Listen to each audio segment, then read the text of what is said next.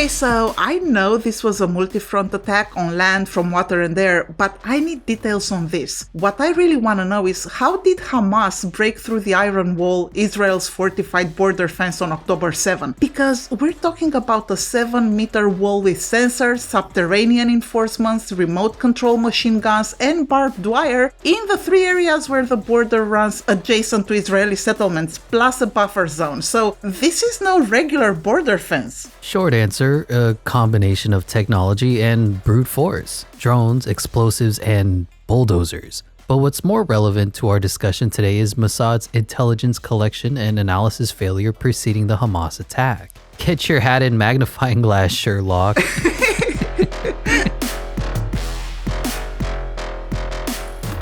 Hello everyone, I'm Sandra. And I'm Tyler. And this is Dubious. Before we move on to today's discussion about the catastrophic failure of Israel's intelligence services, let's look real fast at the latest on this war.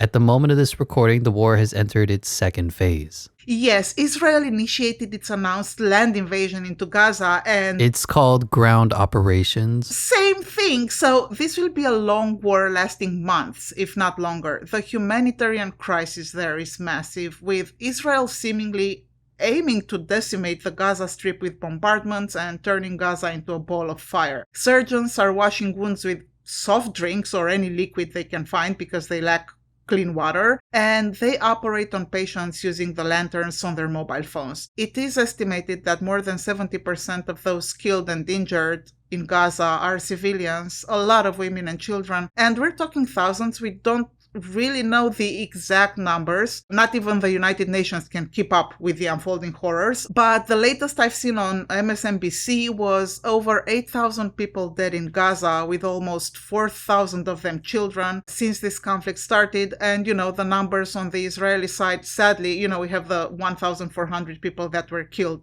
in that initial attack on Israel, and the hostages. And look, there have been several complete blackouts in Gaza, with telecommunication systems being shut down by Israel. So at certain points in time, victims hit by airstrikes were unable to even call the ambulances, and people would pretty much know where they were because of the fires and the screams.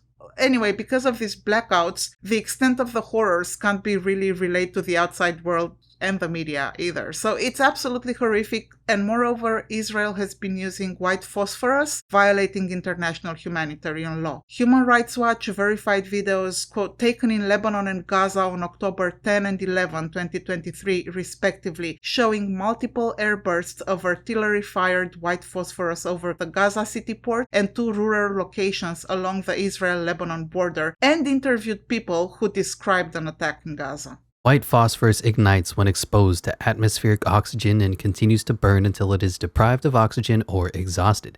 Its chemical reaction can create intense heat, about 815 degrees Celsius or 1500 degrees Fahrenheit, light, and smoke. Upon contact, white phosphorus can burn people thermally and chemically down to the bone, as it is highly soluble in fat and therefore in human flesh. White phosphorus fragments can exacerbate wounds even after treatment and can enter the bloodstream and cause multiple organ failure. Already dressed wounds can reignite, so wounds can catch fire again when dressings are removed and the wounds are re-exposed to oxygen. Even relatively minor burns are often fatal. For survivors, extensive scarring tightens muscle tissue and creates physical disabilities.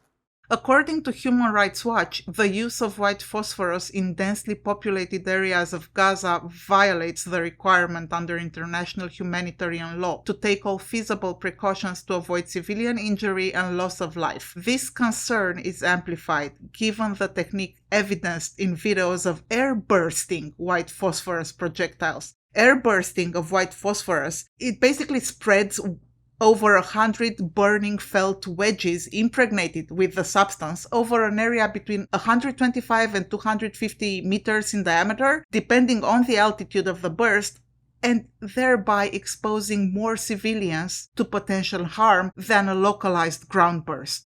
I don't even know what to say. Well, no need to say anything. I mean, I think the information on its own speaks volumes. Our listeners, can draw their own conclusions. So, while this is all unfolding in Gaza, Israeli families whose loved ones have been taken hostage by Hamas are desperately trying to hold on hope. They are unhappy with Netanyahu's way of handling the situation. And the families whose loved ones were murdered in Israel have been putting them to rest, and there have been a series of funerals. It's all really harrowing, and throughout the world, people are protesting, some in support of Israel, some in support of Gaza. And I have to say, there are some protests in support of the Palestinian people, including a very big one that took place at the Central Station in New York. Some of these protests are actually organized and attended now by Jewish people who simply disagree with their government and what they're doing. At the same time, we're witnessing a rise in anti-Semitism and hate, a lot of it on university campuses of all places, and that took me by surprise because you'd think that educated people or, people in the process of being educated are educated and use critical thinking and behave in a decent, civilized, non-aggressive manner, but I guess not all of them. I don't want to generalize, but it struck me as very weird that an academic space would be the space where this hate would emerge. The most recent example is that Cornell student threatening Jewish colleagues with violence. It's absolutely unacceptable and horrible. And we talked about the complexities of this conflict in our latest episode, from geopolitical imperatives for the United States to why it is such a complicated situation. We won't get into any of that again, but tensions obviously seem to keep escalating even here among regular people. Yeah, I even saw those videos of people who would rip off posters from public places, the posters for missing Israeli children taken by Hamas, and other people then filming these people asking social media users to identify them. Oh yes, I saw there was a video with a guy who was going to the gym, and there were missing kids posters in the gym area, right? Like outside the gym, and he tore down 2 of them. And okay, first of all, let's be honest, the missing Israeli children are not going to be found near a gym in Venice, California, okay? They are in the tunnels under Gaza, being kept hostage by Hamas, okay? So they're not here. Secondly, by doxing whoever takes off these posters, you can potentially endanger that person's life. I mean, what's more important? A piece of paper, the missing kid poster? It's a poster, it's not the actual kid, right? So what's more important, that or an actual person, even though you might disagree with that person? But I think this just fuels potentially more violence. And thirdly, whoever tears off these posters is just wrong. Just put up extra posters with Palestinian dead and injured children. That way people see both sides. I mean, obviously I'm trying to joke, because if we don't try to smile, we'll certainly cry. So yeah, I understand. And on top of this, the conflict in the Middle East seems to be expanding. U.S. fighter jets launched airstrikes on October 27th on 2 locations in eastern Syria, linked to Iran's Revolutionary Guard Corps, in retaliation for a slew of drone and missile attacks against U.S. bases and personnel in the region that began early last week. Yes, this administration is determined to maintain a delicate balance, as they should. The United States wants to hit Iranian-backed groups who targeted the U.S., possibly fueled by the Israel's war against Hamas, and we want to hit them as strongly as possible to deter future aggression, while also working to avoid inflaming the region and provoking a wider conflict. So far, my opinion, we did an excellent job in this regard, and hopefully more will be done for the civilians in Gaza too. As we said last time, it's a massively complicated geopolitical chessboard we're playing on right now. So let's start talking about what we're supposed to be talking about. Today we're discussing the October 7th surprise attack by Hamas, which constitutes one of the biggest failures by Israeli intelligence since the Yom Kippur War of 1973. As for the specific timing of the 2023 attack, Hamas capitalized on an Israeli government that was deeply distracted, focused on judicial overhaul because of the deeply controversial reforms of Benjamin Netanyahu's far-right coalition government pushed through. Also, the October 7 attack coincided with the 50 years anniversary of the Yom Kippur War, almost to the day. Just like in 1973, on October 7, 2023, Israel was in the middle of an important national holiday. Well, it also coincided with Putin's 71st birthday. We talked about Putin and how this Middle East conflict favors his plans, how Russia has been supporting Hamas, and how this conflict will distract attention and potentially financial aid from Ukraine.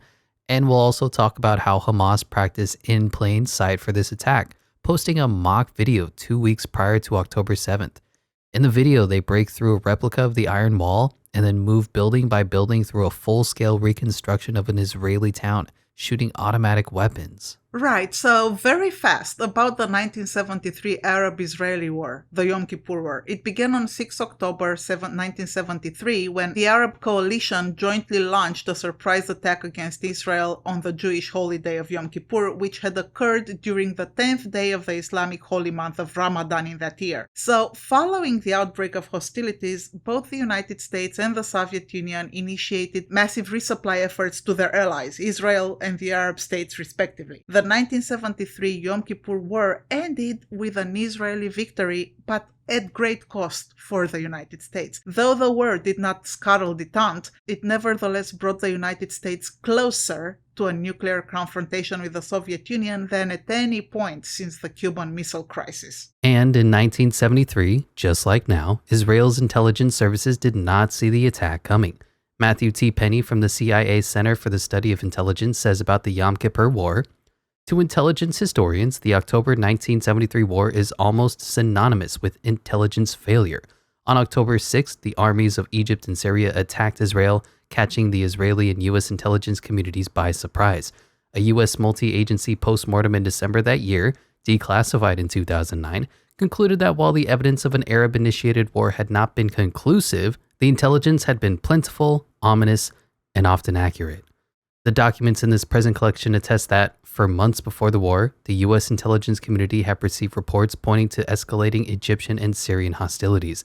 Contrary to conventional wisdom that analysts had not properly considered the evidence that war might be approaching, the archives show that the intelligence community received these reports, debated them, and wrote about them. Analysts did consider that the Egyptian and Syrian military maneuvers might be more than just posturing. Analysts did entertain the idea that Egyptian President Anwar Sadat might initiate a conflict that he knew he would lose militarily. But ultimately, the analysts judged that there would be no attack.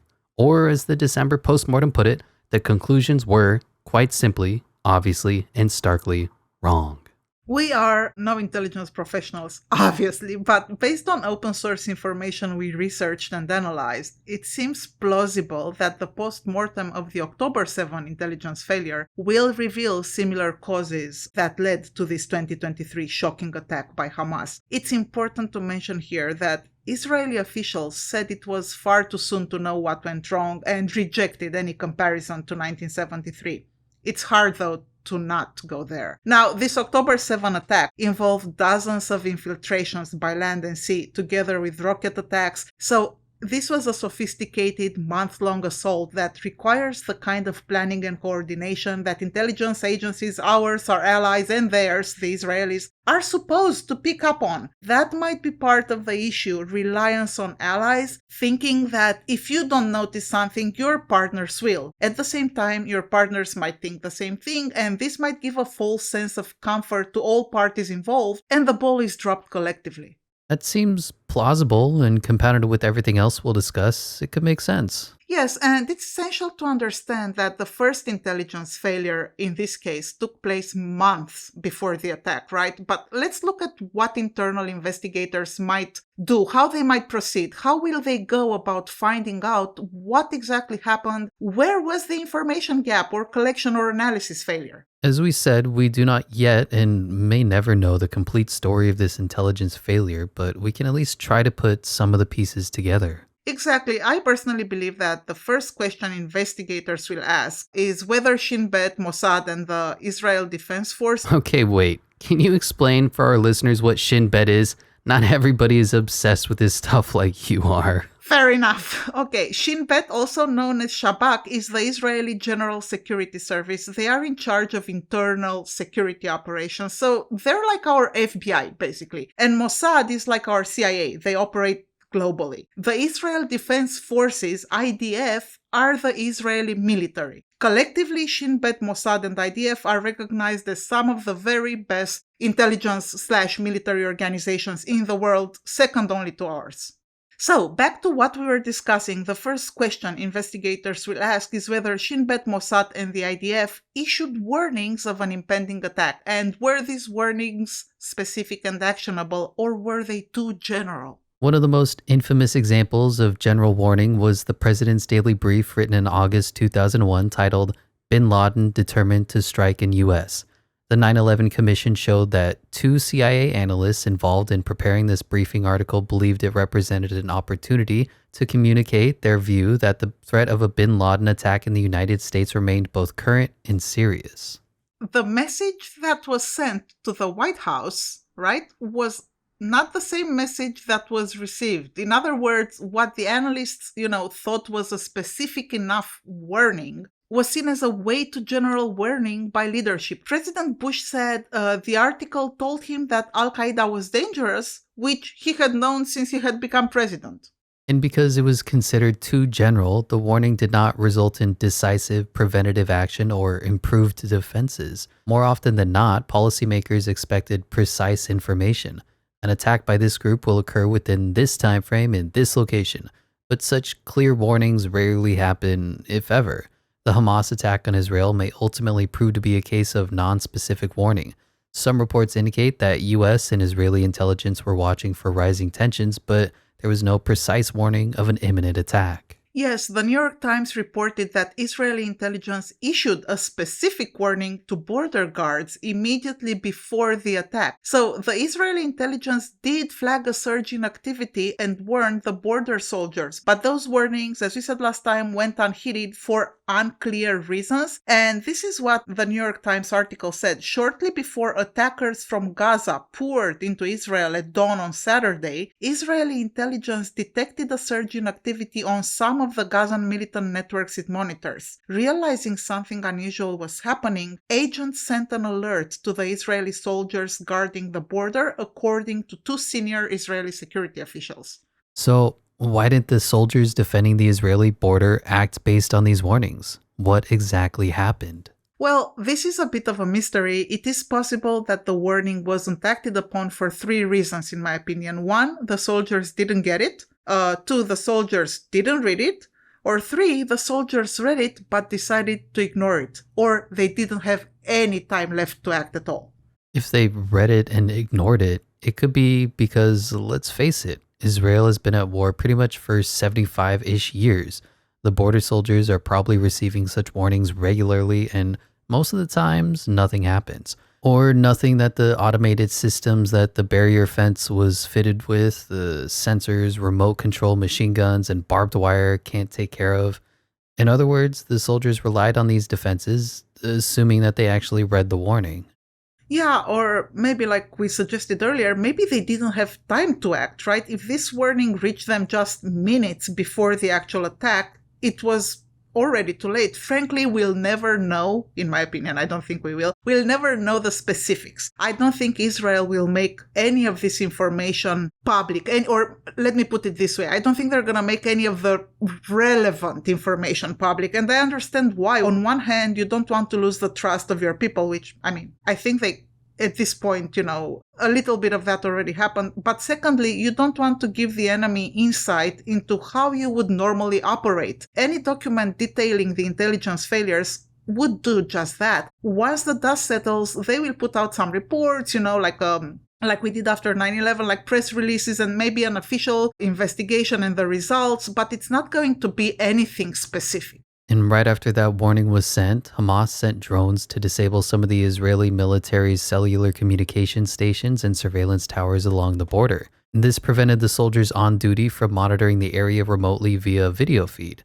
The drones also destroyed the remote-controlled machine guns, removing a key component of combating a ground attack. And this made it easier for Hamas terrorists to approach and use explosives to blow up parts of the border fence. Then they bulldozed the fence in several places, allowing thousands of Hamas fighters to walk through the gaps. These operational failures and weaknesses were among a vast array of intelligence and logistical lapses by the Israeli security services that made the Gazan incursion into southern Israel possible, according to 4 senior Israeli security officials who spoke with New York Times reporters on the condition of anonymity. And guess what? What? 2 weeks before the border breach, Hamas posted a video of a mock attack. They practiced this attack in plain sight. Yes, when you mentioned that earlier, I wanted to ask more about it. Tell us everything you know, please. On September 12th, Hamas posted a slickly produced 2-minute propaganda video on social media. It shows fighters using explosives to blast through a replica of the border gate. sweep in on pickup trucks, and then move building by building through a full-scale reconstruction of an Israeli town, firing automatic weapons at human silhouetted paper targets. They even named this live fire exercise, dubbing it Operation Strong Pillar. In the video, you can see militants in body armor and combat fatigues carrying out operations that included the destruction of mock-ups of the wall's concrete towers and a communications antenna, just as they would do for real in the deadly attack on October 7th. Wow. I mean, this makes Mossad and Shin Bet's failure even more catastrophic than we already thought it was. I mean, this Hamas attack on more than 20 Israeli towns and army bases in the October 7 raid was the worst breach of Israel's defenses in 50 years and shattered the nation's sense of security. And for hours, the strongest military in the Middle East was exposed and pretty much rendered powerless to fight back against a much weaker enemy, leaving villages defenseless for most of the day against squads of terrorists who killed more than 1,000 Israelis, including soldiers sleeping in their beds, wearing only their underwear. Hamas abducted at least 150 people, overran at least 4 military camps, and spread out across more than 30 square miles of Israeli territory. The 4 Israeli officials the New York Times spoke to say the success of the attack, based on their early assessment, was rooted in a slew of security failures by Israel's intelligence community and military. So what happened in their opinion? Here are the main points. 1. The intelligence officers failed to monitor certain communication channels used by Palestinian attackers. 2. The military personnel and intelligence officers over-relied on border surveillance equipment that was easily shut down by attackers. 3. The commanders were all in one place, clustered in a single border base that was overrun in the initial phase of the incursion, preventing communication with the rest of the armed forces. And 4. Intelligence officers accepted at face value assertions by Hamas military leaders made on private channels that they were not preparing for battle. Officers were aware that Hamas knew these phone calls were being monitored by Israel. It's shocking. This is what Yoel Guzansky, a former senior official at Israel's National Security Council, said. We spent billions and billions on gathering intelligence on Hamas. Then, in a second, everything collapsed like dominoes. As we said, the first failure, though, took place months before the attack, and this is the moment in time where all the red flags go up and the debimeter alarms go off. Right, this operation took months of planning. The ball was dropped by Israeli intelligence services long before the actual October 7th attack. In the past year, Hamas stayed out of 2 fights while the Palestinian Islamic Jihad, a smaller armed group in Gaza, tried to take on Israel alone.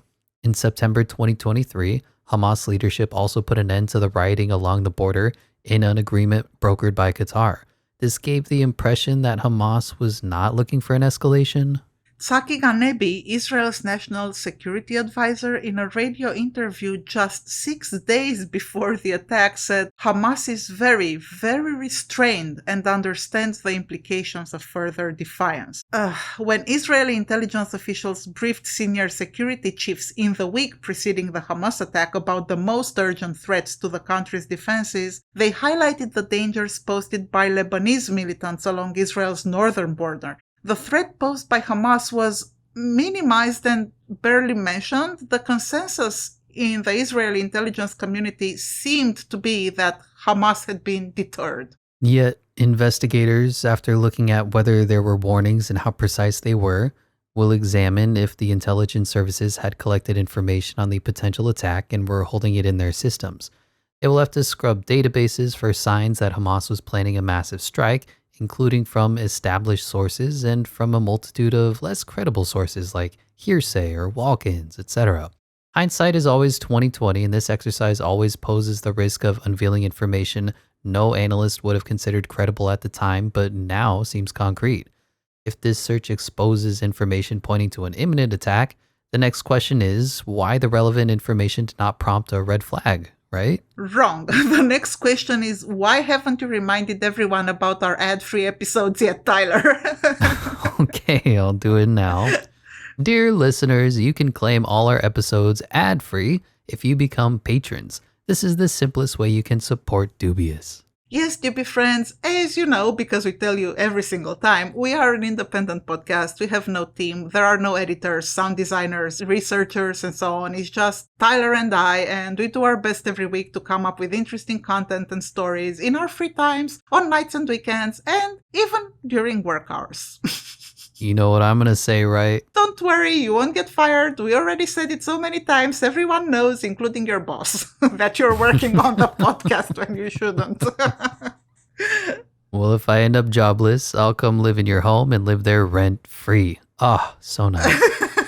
Dear listeners, if you want to support us, please become a patron on dubiousPod.com or by clicking the link in the episode notes right here in the app you're listening to us in. Okay, so back to the question, why the relevant information did not prompt a red flag, if it existed, right? And frankly, it's hard to imagine no information on this attack was collected. I'm just gonna assume it had to be, and if it was it translated and disseminated to the relevant people? Did analysts read it? If not, why not? If they did read it, why did they dismiss or minimize its importance? There will probably be interviews with analysts, and those discussions will most likely feel quite intrusive and accusatory at times, but this is not gonna be a pleasant thing for anyone to look into the nitty-gritty of how this happened. If the information was there and analysts missed it or dismissed it, it means this catastrophic failure was brought on by human error.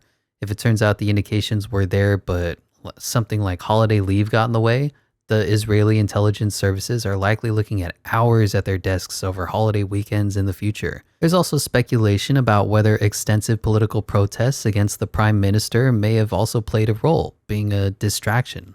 Frankly, I find that unlikely because look, intelligence people, of all people, stay mission-focused, especially when there is domestic turmoil. Maybe even more so then, right? As such circumstances could be exploited by enemies and adversaries. So to me, that argument doesn't support that theory. I feel like when there's turmoil, that's when the intelligence community is paying even more attention to what's going on. Yeah, that's a good point. But if the search for information comes up dry or the results are insignificant enough that no rational analyst could have connected the dots to warn of the massive Hamas attack, then the investigators need to see whether this failure came from a collection gap. Yes, this is, no matter how you look at it, a massive failure because tens, if not hundreds of Hamas militants were one way or another involved in this assault, which tells us the circle of knowledge was extensive. And moreover, according to the Wall Street Journal, Tehran was involved in the planning and funded the attack, and meetings took place in Beirut, which means the circle of knowledge, I think we mentioned this last time briefly, encompassed at least 3 locations, Gaza, Tehran, and Beirut. So, I don't know, it just seems like such a huge failure that I don't know what word to use for it, but I can't wrap my mind around it. And all intelligence services have plans for multiple ways of collecting information, so multiple routes of entry, right? There's signals intelligence, like phone and internet tapping, imagery intelligence, overhead satellite images, and then human intelligence, human sources for the secrets that cannot be obtained any other way. Yes, and it's important to emphasize here that the Israeli services have exceptional capabilities for computer network operations, like clandestine entries into adversary phones and computer systems. In fact, their capabilities are so good and so advanced that they have caused quite a scandal in 2022 when Citizen Lab announced that an Israeli firm's hacking tools have been used against journalists, opposition figures, and advocacy organizations across at least 10 countries, including people in North America and Europe. I think I remember that, yeah. But back to our current subject, for these different types of intelligence, signals, human, and imagery, intelligence collection specialists will develop multiple streams of access, so if one is discovered or shut down, others are still reporting.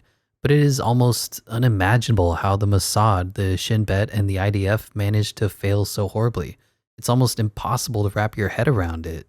I agree. That's why the question is, where was the collection on the Hamas operation? I mean, look, it is possible the Israeli services had very few or no human sources, right? After all, Gaza is a closed society and Hamas is in charge of everything there. Anyone spying for Israel would risk both death and potentially the death of their entire family. So it's not a stretch to consider that human sources were either not reporting or worse, had been discovered. But that leaves signals and imagery intelligence on the table, plus open source collection, right?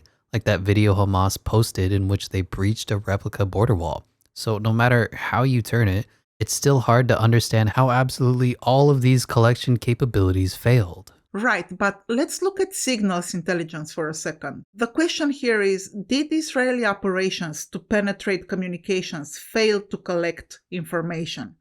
We must understand that those type of accesses can be fragile, like updating an operating system or patching vulnerabilities can boot spies out of accesses, right? My personal opinion is that Iran must be looked at here closely. We know that Tehran provides rocket technology and financial support to Hamas, so it's not a stretch to imagine they also assist with cyber defense. Same goes for Russia. We talked about Putin's support for Hamas in our last episode. So a possibility here is that as they were preparing for this attack, Hamas, backed by Iran, implemented an extensive cyber cleanup operation.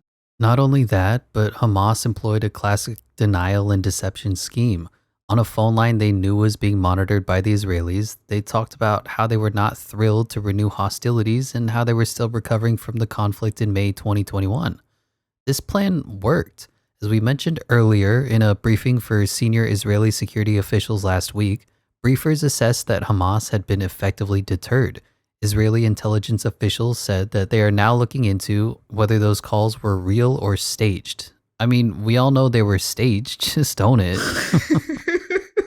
Right, and one more thing here. Operational security is paramount, and Hamas knows that. I mean, they're not stupid. Hamas probably kept the planning circle for the attack very tight, and when it needed to expand to include all the players, they most likely compartmentalized the planning. So basically everything was on a need-to-know basis, right? What that means is that the paragliders probably had no idea about the rocket attack, and the amphibious operators were probably unaware of the attack penetrating through the border wall. So only a very small number of people would have had the big picture, would have known the entire plan.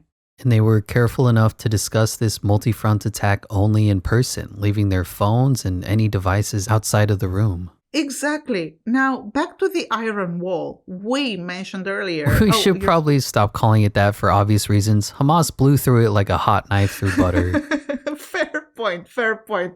But about the wall situation, the operational failure, I mean, look, the Israeli border surveillance system was almost entirely reliant on sensors, right? And on cameras and machine guns. All of those things were operated remotely. So, as we said earlier, the mistake here was that the IDF commanders, the military commanders, were convinced that this system is impregnable. And let's make one thing clear, nothing ever is. Their assessment was that the remote surveillance, the machine guns, the barriers above ground, plus the subterranean wall to block Hamas from digging tunnels into Israel, made such a successful attack almost impossible. And because of this assessment, they reduced the numbers of soldiers physically stationed along the borderline itself.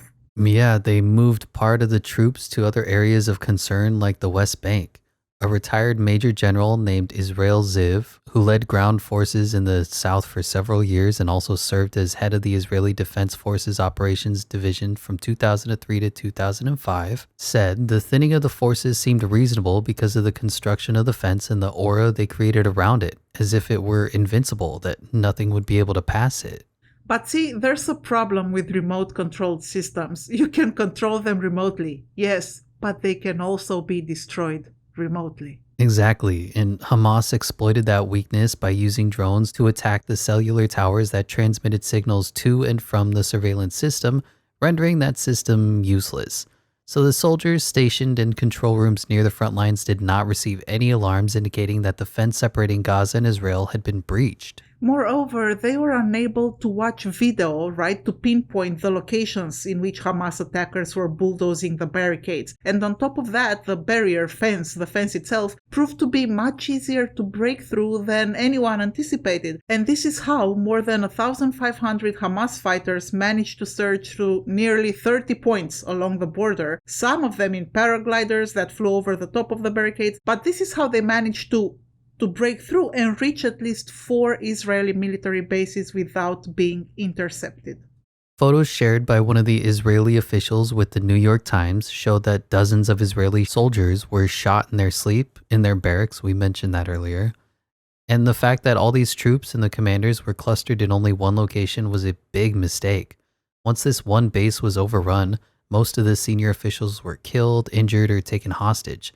This, compounded with the communication issues caused by the drone strikes, prevented a coordinated response. No military along the border in those moments was able to grasp the full breadth of the assault. Brigadier General Dan Goldfuss, an Israeli commander who helped lead the counterattack, said, "Understanding what the picture was of the different terrorists' attack was very difficult. At one point during the attack, the general encountered the commander from another brigade, totally by chance, right? Basically, they ran into each other. And that's how the two men decided ad hoc which villages their respective units would try to retake." This is what he said. "We decided just between ourselves, and that's how we went by from one village to another." All of this meant it was close to impossible, especially in the early stages, to relate the gravity of the situation to the military high command in Tel Aviv.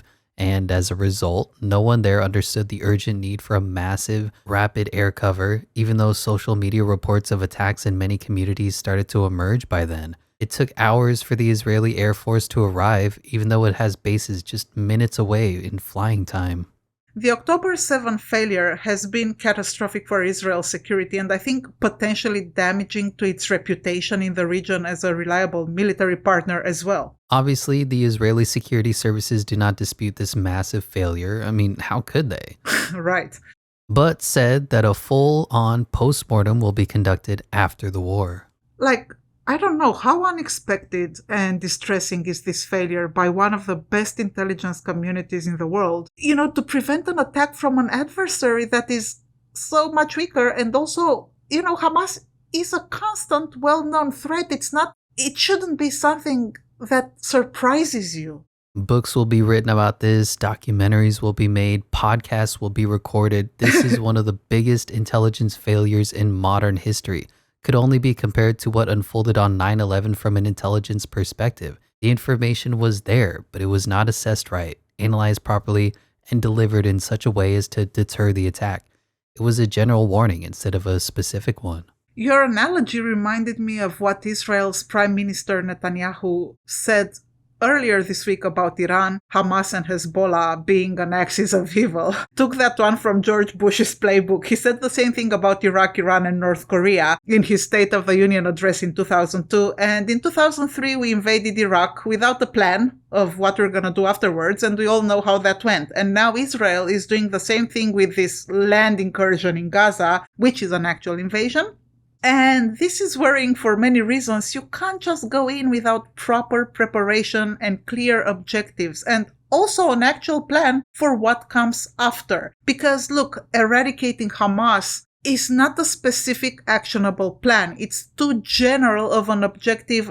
And obviously they're not going to tell us the exact plans, but judging by our State departments and our administration's reluctance and their efforts to try to postpone this invasion, it's telling. We don't think the Israelis have a really good plan in place. And assuming they do eradicate Hamas, by killing so many civilians in the process, they'll make it even easier for extremist groups in the region to radicalize even more Palestinians. So Hamas, in my opinion, can't really be eradicated by this land incursion unless the goal here is something else.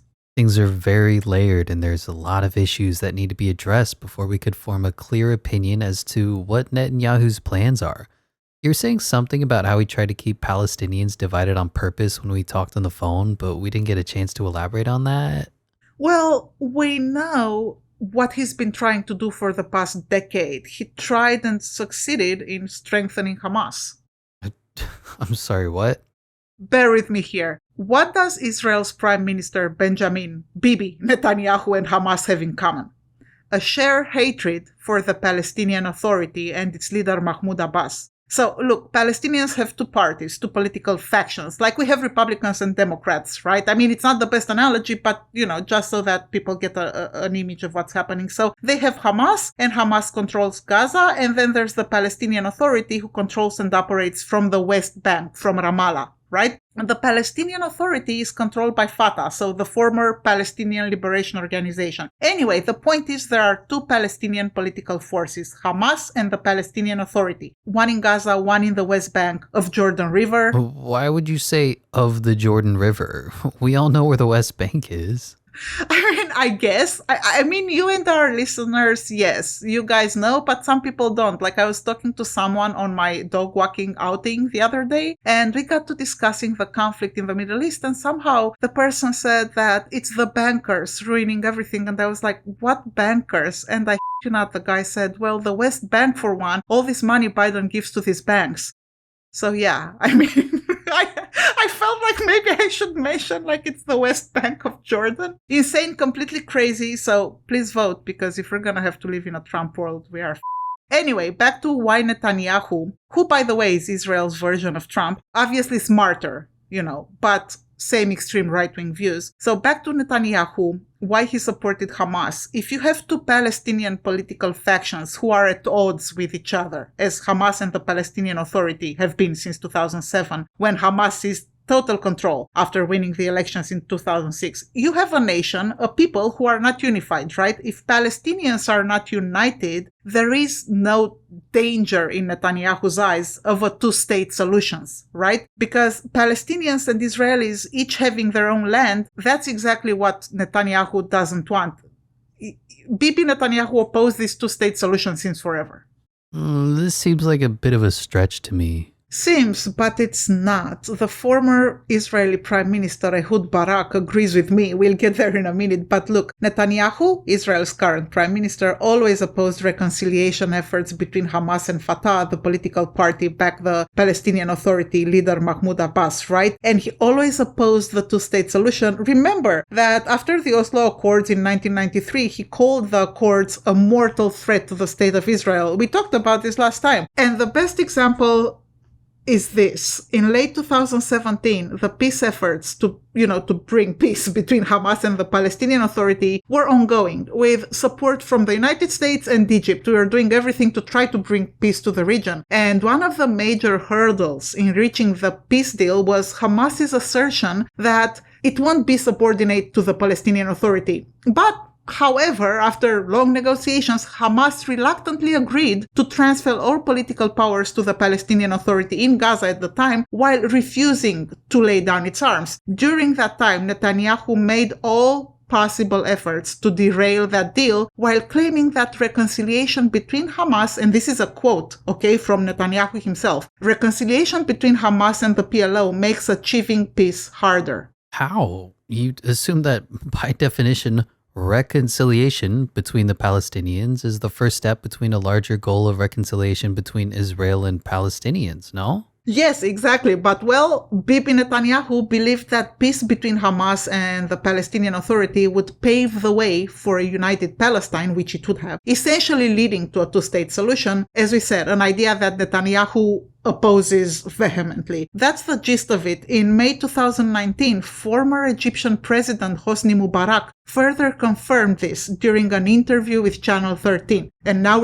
this is an actual quote from the former Egyptian president. Netanyahu isn't interested in a two-state solution. Rather, he wants to separate Gaza from the West Bank, as he told me at the end of 2010. Here are some of Netanyahu's pro-Hamas policies. Under his rule, Netanyahu ensured Hamas got unhindered access to funds flowing in from Qatar and Iran. He did almost nothing to install checks and balances, even when he knew much of this might be directed towards funding terrorists. Much of the money, might be directed towards funding terrorists and the flowering of extremist ideology. Without these funds, Hamas would have never developed such a strong military arm, and possibly they would have never carried out the horrific terrorist attack on October 7. In March 2019, Netanyahu himself admitted that he supported the policy of enriching Hamas to keep the Palestinian Authority at bay. Here's what Netanyahu said himself during a meeting with the Likud MKs, the members of Knesset,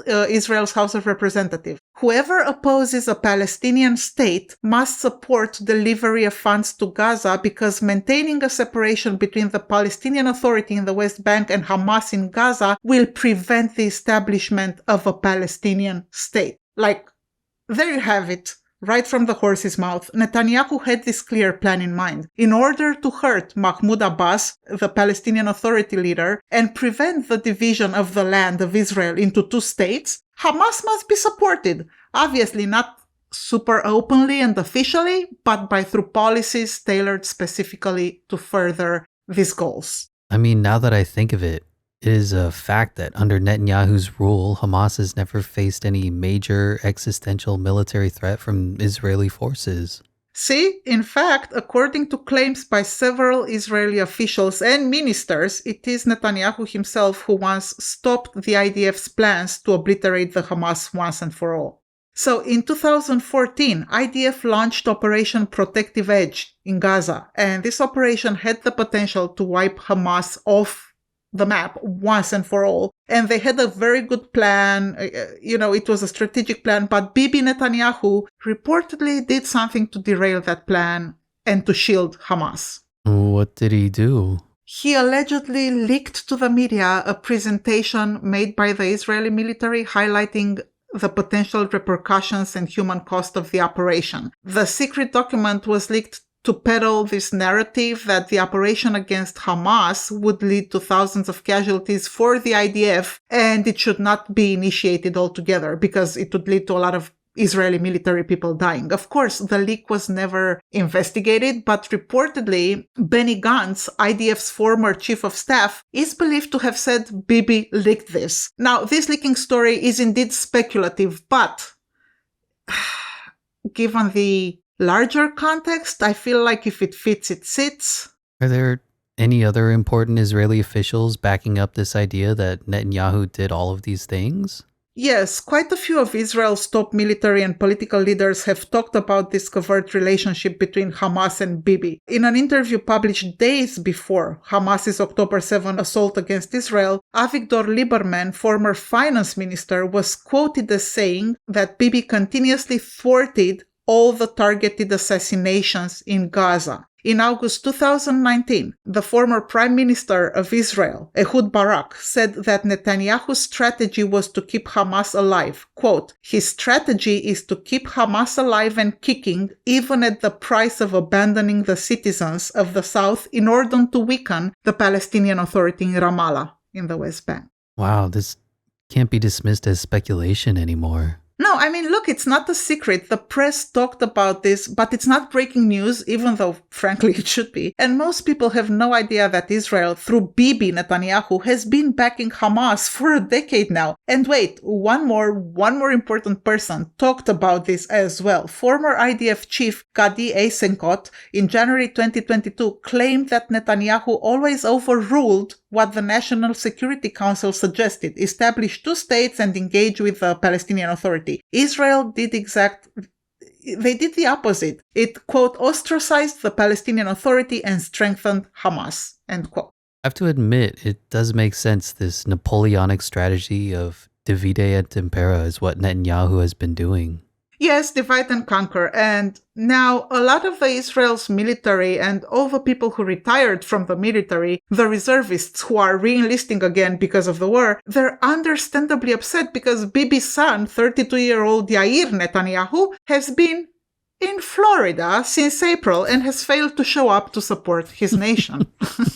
In Florida, okay. I know, let's not even go there because we'll never finish this episode.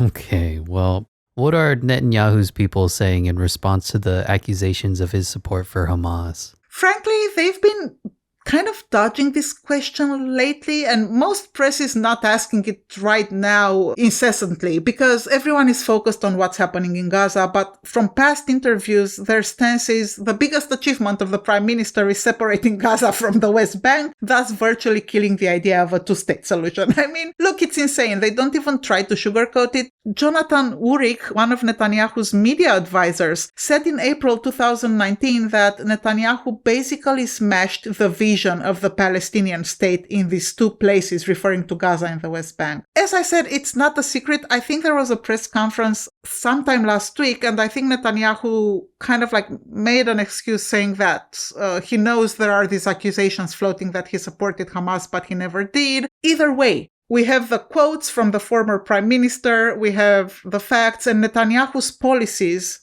helped keep Hamas in power and indirectly kept funds filling their coffers. It is what it is. It's a shame that people, innocents on both sides, died and are dying. And it's horrible. Back to this land incursion that's going on now, assuming they succeed in destroying Hamas, what's next? What's the plan for what comes after?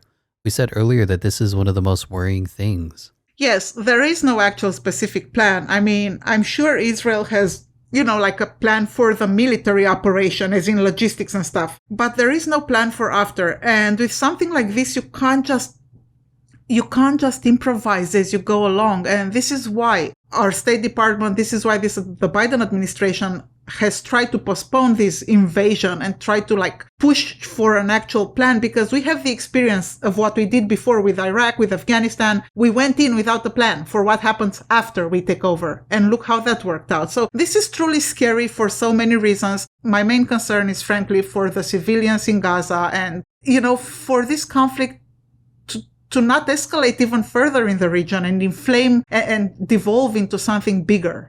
Yeah, I agree. And honestly, I want to talk about how this land invasion will unfold. What it means to fight in a city like Gaza, where the size of the tunnels under the city is almost as big as the surface of the streets above ground. Maybe we'll do this in our next episode. Right. So, Tyler, what's your dubimeter level for the scale of this intelligence failure by the Israeli intelligence services? 1 to 10. I would say it's as high as it goes, 100, but the maximum level is 10, so...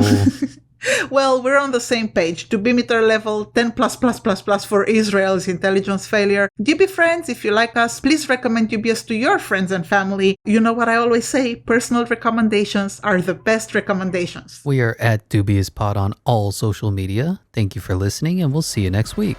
We love you, Duby friends, and don't forget, stay dubious.